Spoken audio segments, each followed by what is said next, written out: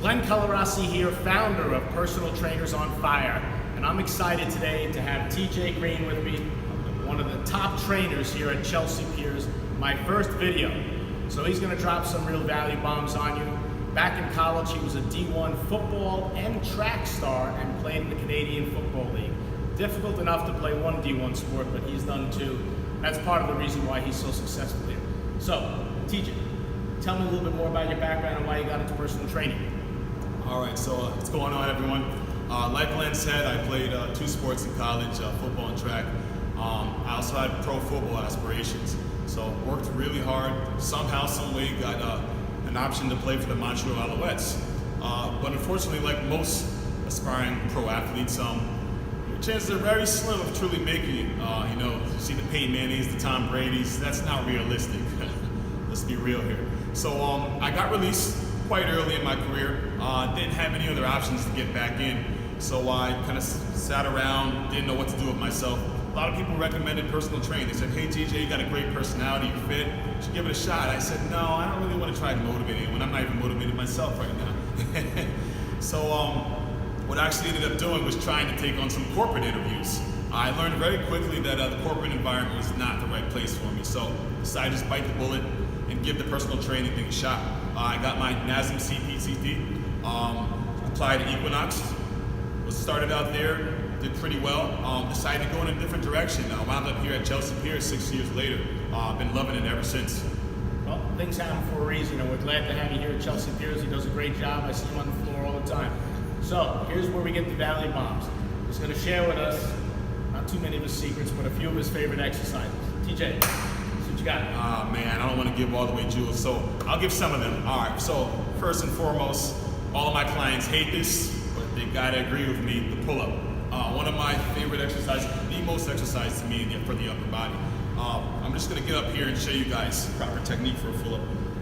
A lot of people tend to forget about the lats here. It's very important upper body muscle. They stabilize your shoulders, they stabilize your core, and they tend to go overlooked. So here's perfect form for you here. Just gonna jump up onto this rafter.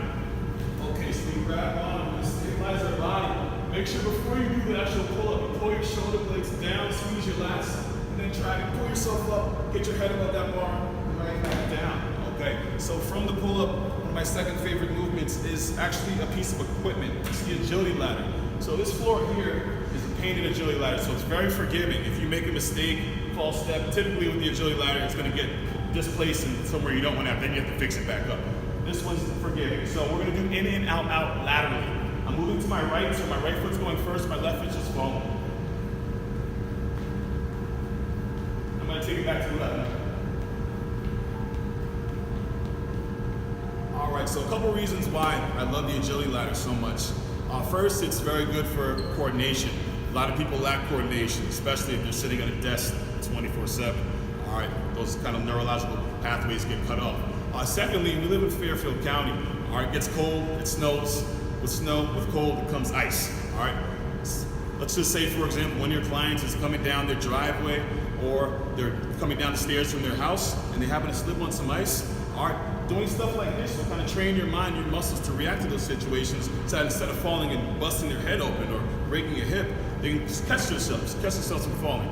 So definitely two reasons why I love the agility ladder. Lastly, the last jewel I'm gonna give away. So for a lot of you new trainers, especially myself when I first started, I like to throw my clients right into the fire, have them do crazy stuff, box jumps, max effort deadlifts, max effort squats. What I realized very quickly is that the things that we take for granted, especially as ex-athletes, for example, core stabilization, core engagement, glute activation, are things that most people actually don't even know how to do. So you have to break down these movements from the very basics, core engagement, glute activation, to make sure that your clients are able to do that before you have them doing max effort things like jumping over boxes or max effort deadlifts.